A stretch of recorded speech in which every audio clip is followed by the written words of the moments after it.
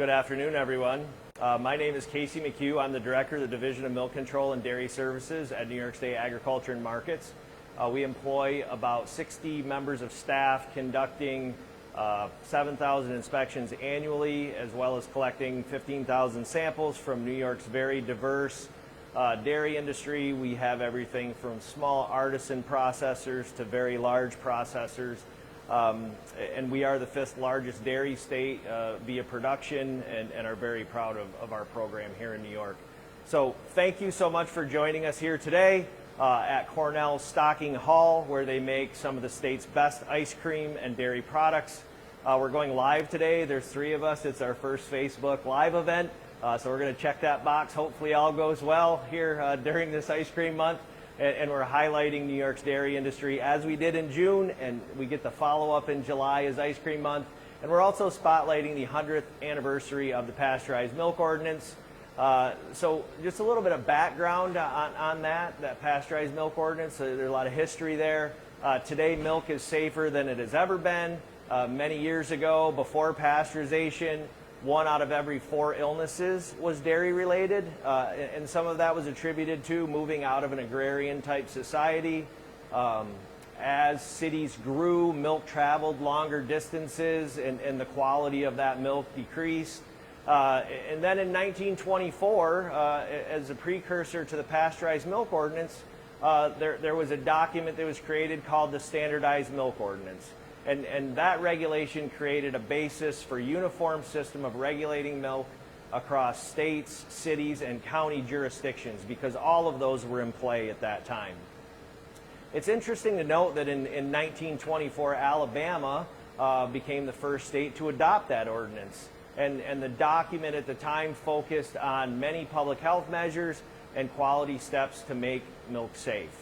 Over the course of time and through the work between FDA and the National Conference on Interstate Milk Shipments, the PMO continues to evolve today and addresses technological and innovative processes and steps to be taken to move the industry forward. Today, milk products are one of the safest foods we can consume. So just a little bit about New York and their program itself. So New York started the Bureau of Milk Control at New York State Department of Health via legislation that was created around March of 1930 by then Governor Franklin Delano Roosevelt. The program then shifted over to New York State Ag and Markets and became the Division of Milk Control and Dairy Services. New York State Ag and Markets works extremely closely with our land-grant university here at Cornell. We partner in many outreach and educational opportunities. This relationship is long-standing, and our dairy industry, both the farm and the processor, benefit greatly from this synergistic relationship, coupled with worldwide expertise and research conducted here at Cornell University. So we're going to be running you through some stations today, kind of talking about what we do as July is Ice Cream Month. And you're going to have an opportunity to throw your questions in the chat as we go. So, please don't be afraid. Throw them out there. We're excited about this opportunity. And so to that end, let's get started. I'd like to introduce Dr. Nicole Martin. She's going to tell us more about pasteurization inside the plant. And for those of us that have young children, there's always someone that says, come on, let's go. So follow me.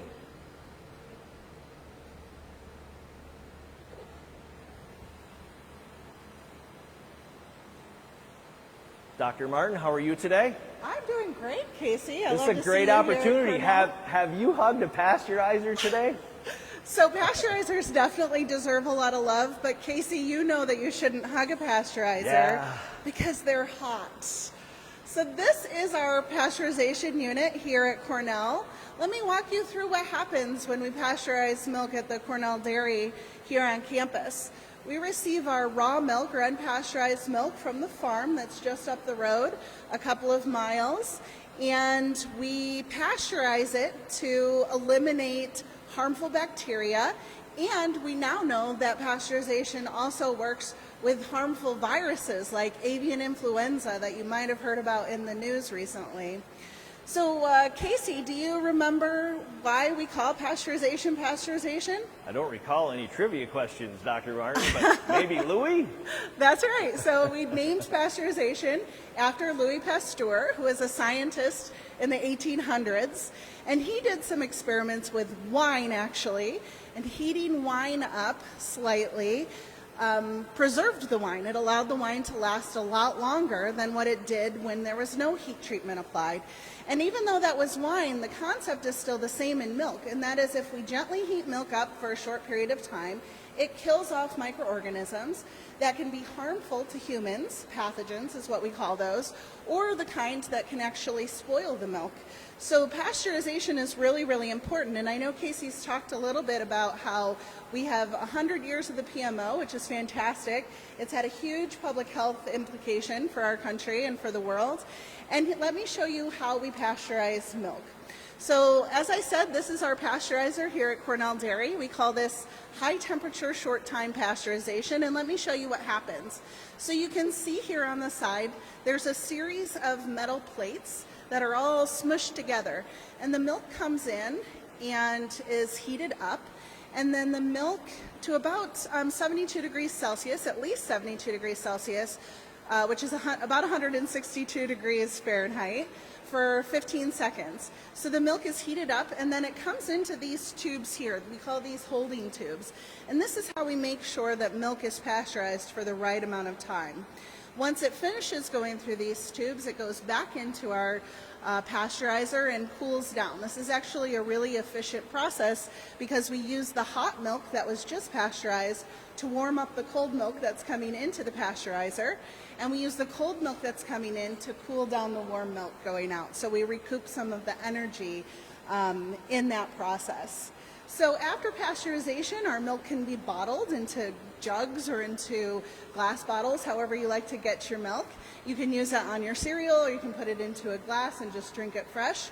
Or we can use that pasteurized milk to make other dairy products like cheese, or everybody's favorite, ice cream. So here to talk more about our process here at Cornell Dairy is Dr. Sam Alkane, and he's going to tell us about making ice cream.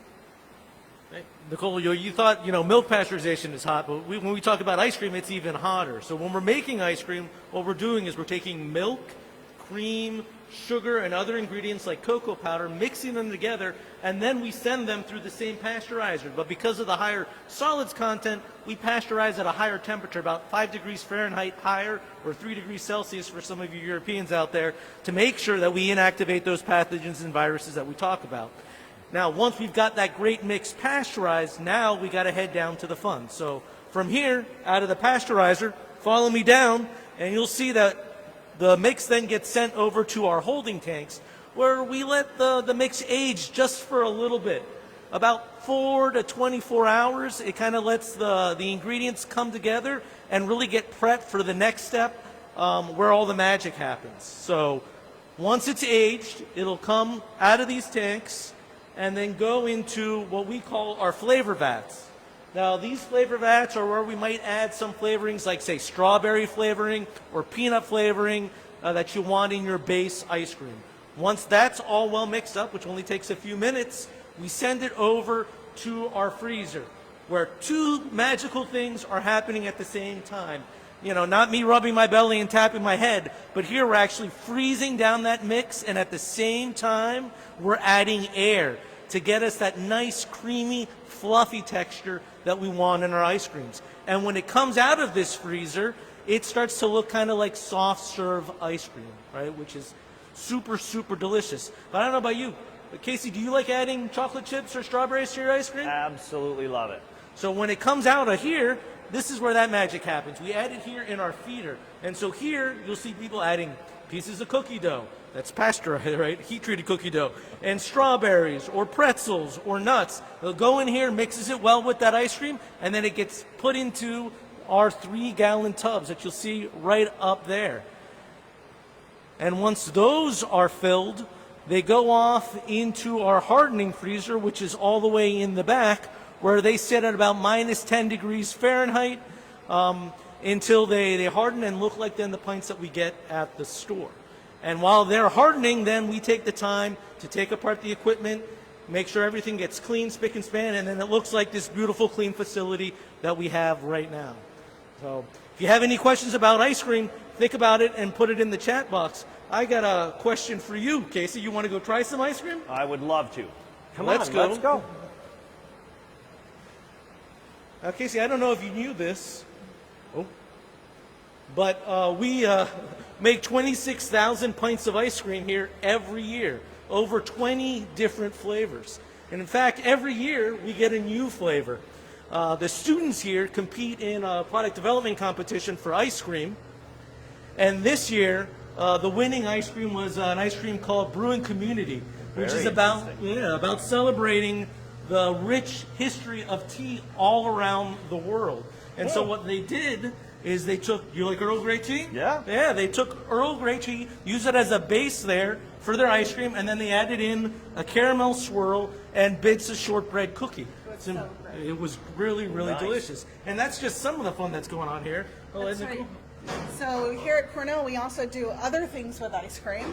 We make a lot of it, but we also use it for research. We do research on ice cream. One of the things that I love about my program is we have a whole panel of people who do ice cream taste testing. So we want to know about all the qualities of the ice cream, like what the texture is, what the flavor is like, all those things. So we have folks just lining up at our door to become part of our sensory evaluation team for ice cream. Can I sign up? I don't know, Casey, if you're eligible or not. That's a good question. But it is like the dream job. Of course.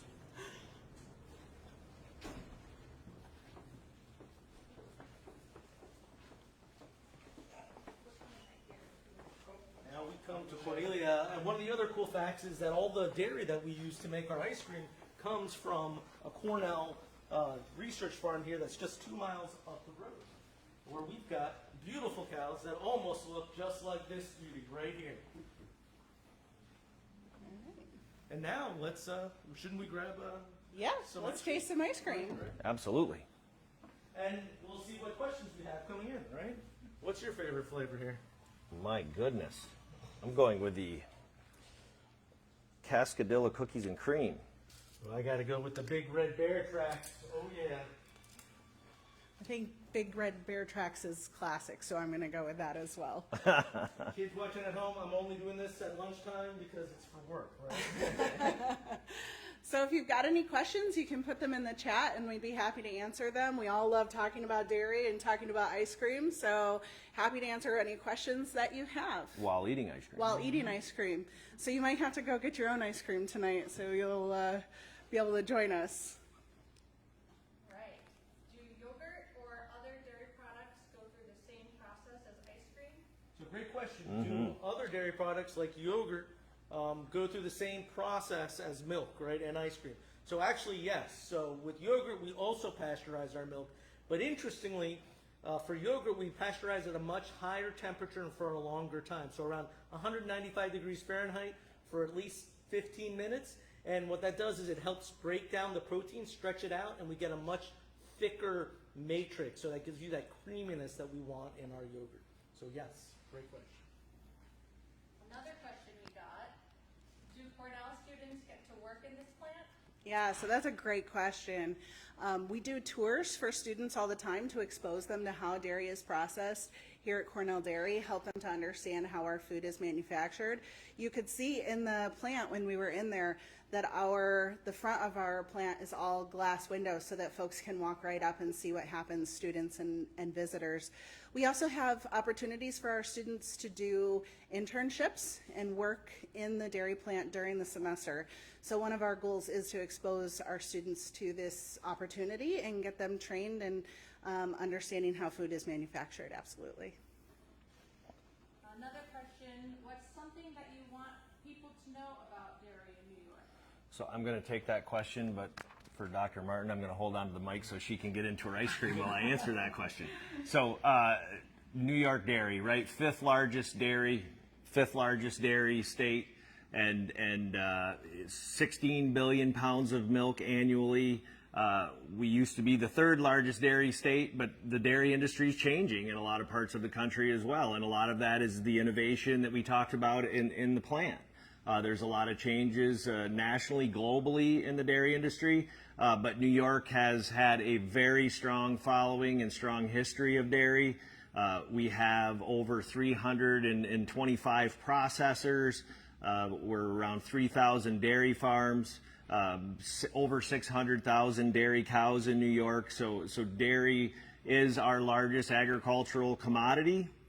That we're extremely proud of, and the sky's the limit. It's a very bright time for us in dairy. We have a lot of expansions going on.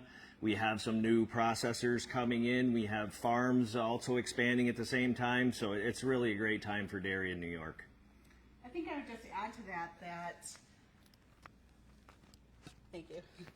I think I would just add to that there are lots of partnerships in New York State around dairy. So we have the partnerships between the Department of Agriculture and Markets and Cornell University and other universities. Our farmers are very progressive, and they are partners with processors and with the academia and with regulatory agencies. So we have a lot of people working together behind the scenes to make sure that consumers have great tasting, healthy, safe products at their fingertips. The other thing I love to point out is that if you live in New York State, dairy is a very local food for you. You can find, no matter where you live in New York State, you can find dairy that came from a farmer very close to where you live, even in New York City, surprisingly enough. And we have dairies on Long Island. So if you like the idea of eating local and supporting local farmers, dairy is a great way to do that.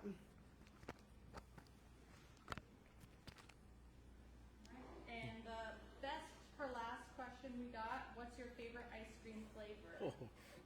I'm holding it right now, right? Bear Tracks is definitely my favorite ice cream flavor. It's a great question. So here at Cornell, my favorite is triple fudge chocolate, or triple play chocolate is the name of it. So you're going to have to come to campus and visit and get the triple play chocolate. It's fantastic. Yeah, I'm a black raspberry fan, and I appreciate that question. All right. Well, hey, we survived our first Facebook live stream. This has been great. Hope everyone enjoyed that. If there's further questions, you know how to reach us at the department. You know how to reach us here at Cornell. Just thanks so much for your interest and your time today. Have a great day, everyone. Thanks. Bye.